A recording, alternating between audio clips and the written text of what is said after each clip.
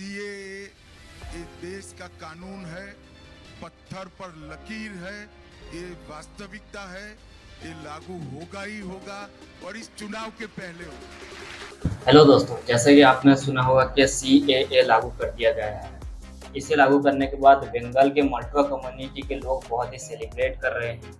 वहीं इस बिल के आने के टाइम में मुस्लिम कम्युनिटी और अपोजिशन लीडर्स इसे बहुत तेजी से प्रोटेस्ट करते थे।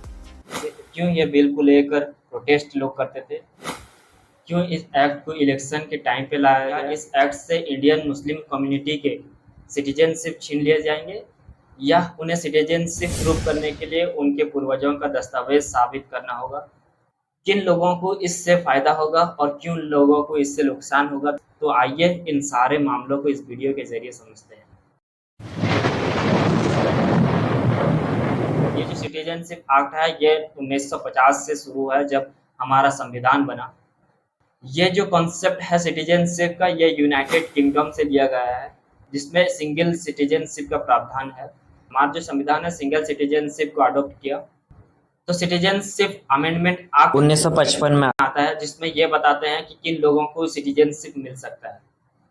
तो सबसे पहले इसमें बताते हैं कि पेरेंट्स इंडियन हैं, उनके जो बच्चे होंगे वो इंडियन ही होंगे। अगर कोई बच्चा इंडिया के बाहर जन्म होता है लेकिन उनके पेरेंट्स इंडियन हैं तो वो बच्चा भी इंडियन सिटीजनशिप होगा। अगर कोई फॉरेनर इंडियन सिटीजनशिप लेना चाहता है तो वो बाय रजिस्ट्रेशन वो इंडियन सिटीजनशिप बन सकता है, लेकिन इसके लिए आपको रजिस्टर करना होगा। अगर इंडिया से चाहे तो आप इंडियन सिटीजन बना सकता है, अगर नहीं चाहे तो नहीं बना सकता, लेकिन इसके लिए मिनिमम आपको 7 साल तक इंडिया में कंटिन्यू रहना होगा। इसके साथ ही साथ और भी एक प्रावधान दिया गया है कि अगर कोई फॉरेनर 11 साल से ज़्यादा इंडिया में कंटिन्यूस रहता है तो उसे इंडियन सिटीजनशिप दे दिया जा सकता है। तो सिटीजनशिप अमेंडमेंट एक्ट 2019 में होम मिनिस्टर अमित शाह ये बदलाव लाते हुए कहते हैं कि जो व्यक्ति हिंदू, बुद्धिस्ट, सिख, पारसी और जैन कम्युनिटी से बिलोंग करता हो, वो पाकिस्तान, बांग्लादेश और अफगानिस्तान से 21 दिसंबर 2014 से पहले इंडिया आया हो तो उसे सिटीजनशिप दे दिया जाएगा। और जो 1955 में 11 साल का प्रावधान था उसे घटाकर 5 साल को ला दिया गया।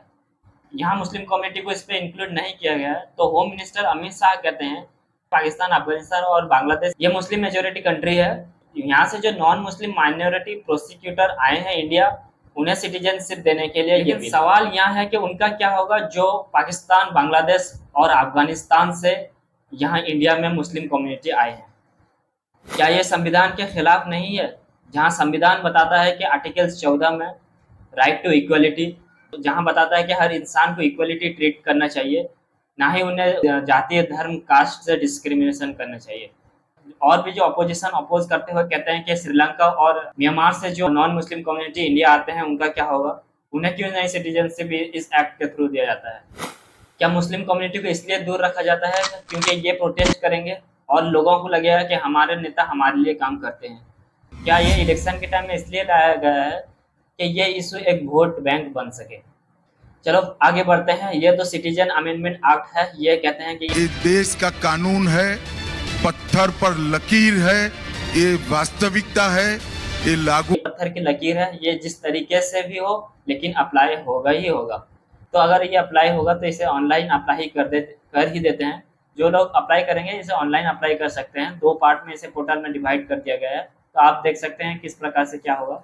लेकिन जो एंट्री का जो डॉक्यूमेंट है मांगा गया है उसमें आप वीजा या की कॉपी, वीजा या इलेक्ट्रिक बिल या कोई इंश्योरेंस आप इशू किया हो या स्लिप बाय सेंसस एनवायरमेंट आप दाखिल कर सकते हैं और पैन कार्ड आप दाखिल कर सकते हैं। दोस्तों ये जो एक्ट है मुस्लिम कम्युनिटी के खिलाफ नहीं है, ना ही मुस्लिम कम्युनिटी का सिटीजनशिप छीनेगा।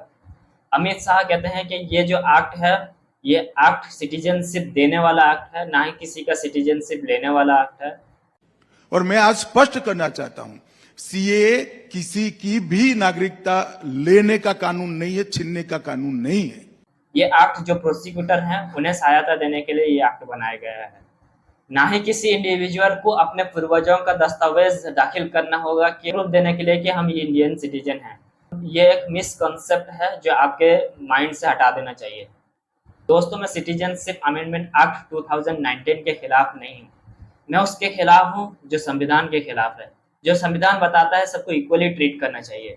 तो अगर मुस्लिम कम्युनिटी को इसमें जोड़ दिया जाता तो सरकार का प्रॉब्लम क्या होता, मैं वो समझ नहीं पाया अब तक।